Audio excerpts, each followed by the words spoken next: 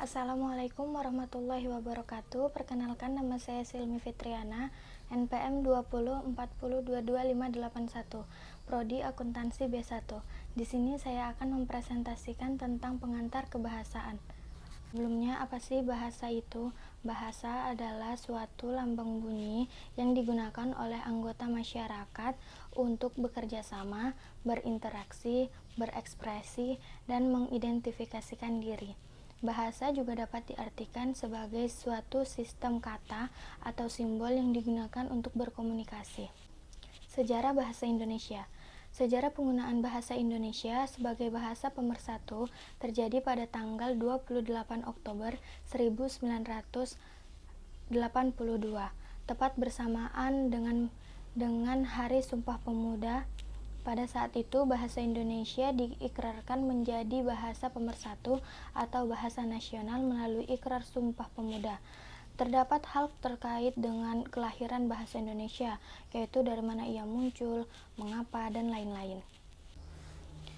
Terpilihnya bahasa Melayu sebagai bahasa nasional pada saat itu, padahal jumlah penutur bahasa Jawa lebih banyak, karena pada saat itu bahasa yang paling sering digunakan oleh masyarakat di Nusantara yaitu bahasa Melayu.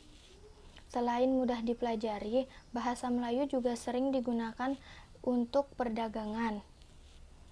Bahasa Melayu juga biasa digunakan oleh para pendatang di Nusantara, sehingga penuturannya sudah tersebar luas. Mengapa sih kita ini perlu belajar bahasa Indonesia? Kita perlu belajar bahasa Indonesia agar kita dapat mengembangkan kepribadian dan intelektualitas generasi Indonesia. Yang kedua, bermanfaat dalam membangun karakteristik bangsa Indonesia. Yang ketiga, mengembangkan kemampuan berbahasa Indonesia yang baik dan benar. Dan yang keempat, membangun pemahaman tentang pentingnya bahasa nasional. Prinsip dasar bahasa ada 8. Yang pertama, sistematik. Yang kedua, vokal atau tata bunyi. Yang ketiga, lambang arbiter. Yang keempat, unik atau bersifat khas. Yang kelima, kebiasaan. Yang keenam, sebagai sarana komunikasi. Yang ketujuh, terikat budaya lokal. Dan yang kedelapan, dinamis. Seseorang dapat dikatakan terampil berbahasa, berarti orang tersebut sudah terampil dalam aspek-aspek bahasa. Aspek-aspek keterampilan bahasa terdiri dari keterampilan menyimak, keterampilan membaca, keterampilan menulis, dan keterampilan berbicara. Di sini saya akan menjelaskan tentang aspek-aspek keterampilan bahasa. Yang pertama, ada keterampilan menyimak. Keterampilan menyimak merupakan kemampuan memahami pesan-pesan yang diungkapkan oleh pembicara melalui suara. Agar dapat menangkap gagasan pikiran secara benar, akurat, dan lengkap, penyimak harus melakukan tahapan dalam menyimak, yaitu mendengarkan, memahami, mengevaluasi, dan yang terakhir menanggapi. Menyimak terbagi menjadi 2. Yang pertama ada menyimak secara ekstensif, dan yang kedua ada menyimak secara intensif. Menyimak secara ekstensif merupakan menyimak yang bersifat umum, seperti sosial, sekunder, dan estetik. Sedangkan menyimak secara intensif merupakan menyimak yang bersifat secara khusus, memiliki arah yang jelas, seperti kritis, kreatif, dan eksploratif. Faktor-faktor yang penting dalam menyimak yaitu membedakan antara bunyi, mengingat kata-kata atau bunyi, mengidentifikasikan diksi, menghubungkan tanda-tanda linguistik, dan yang terakhir mengulang kata-kata penting dan ide-ide penting. Lalu yang kedua ada keterampilan membaca. Membaca adalah proses yang dilakukan pembaca untuk membangun makna dan pesan melalui tulisan. Jenis-jenis membaca yaitu membaca nyaring atau membaca keras, membaca dalam hati, membaca secara cepat, membaca reaktif, dan membaca analitik. Tujuan membaca itu dibagi menjadi 2, ada yang secara umum dan secara khusus.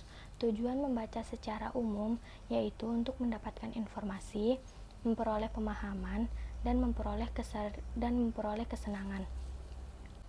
Sedangkan secara khusus, tujuan membaca yaitu mendapatkan informasi yang aktual, memperoleh keterangan sesuatu yang khusus dan problematis, memperoleh kenikmatan emosi, dan mengisi waktu. Yang ketiga yaitu keterampilan menulis.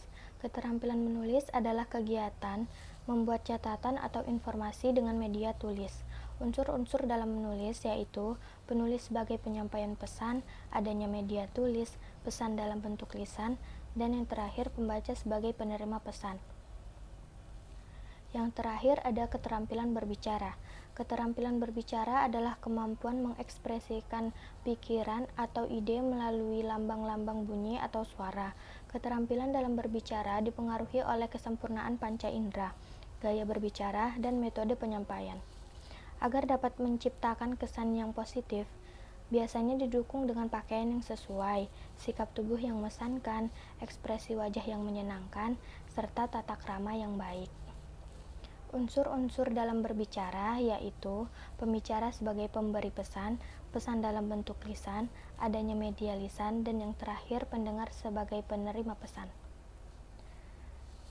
Sekian presentasi dari saya, mohon maaf jika ada salah, semoga ilmunya bermanfaat bagi kita semua. Wassalamualaikum warahmatullahi wabarakatuh.